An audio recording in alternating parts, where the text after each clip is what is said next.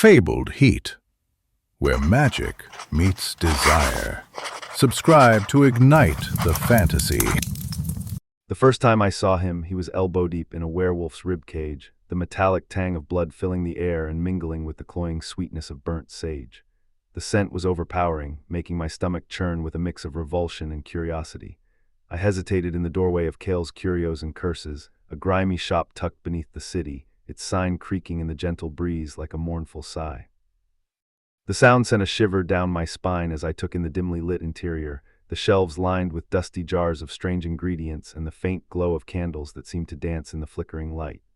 "Newbie," he snarled, his voice rough as stone, like the rustling of dry leaves or the scraping of rough bark against skin.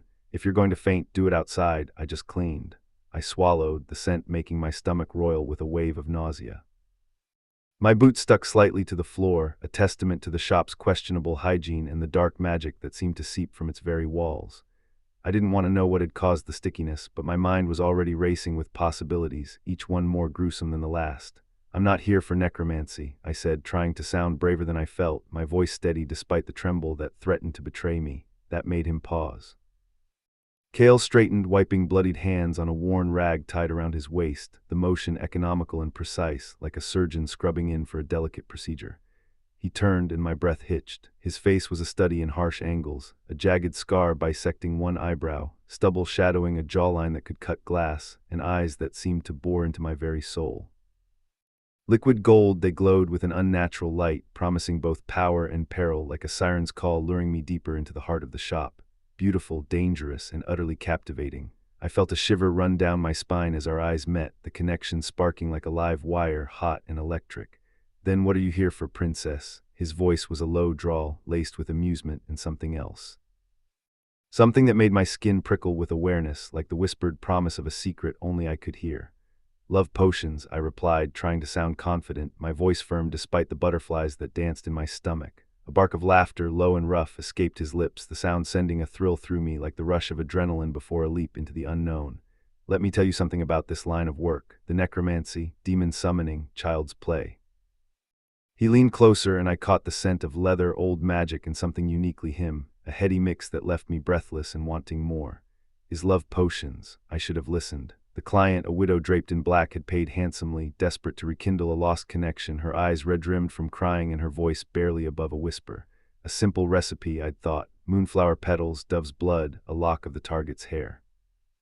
I hadn't accounted for the tremor in her hand as she'd offered the hair, or the way the cauldron had hissed, vomiting violet smoke that coiled around my wrists, hot and sweet, like a lover's embrace. It felt intimate, like a whispered secret shared between lovers.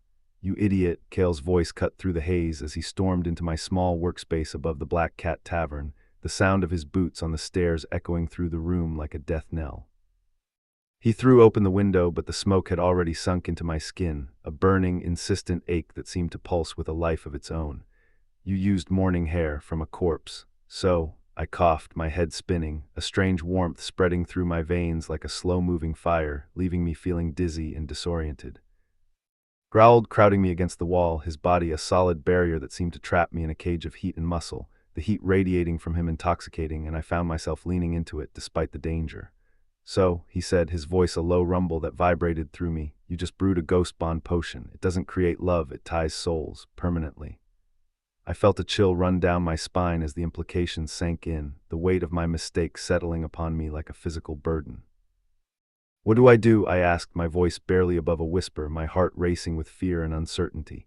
Kale's eyes seemed to bore into mine, searching for something, his gaze piercing and intense. "We need to find the widow," he said, his voice firm, his jaw set in a determined line, "and we need to do it now." I nodded, my mind racing with the possibilities, the consequences of my actions unfolding like a dark and twisted tapestry. I knew that I had to make things right, to undo the damage that I had done, no matter the cost, and I knew that I couldn't do it alone. I needed Kale, with his rough exterior and his sharp mind, to help me navigate the treacherous world of magic and love. Together we set out into the night, the city stretching out before us like a dark and mysterious labyrinth, full of secrets and surprises, and I knew that our journey was only just beginning.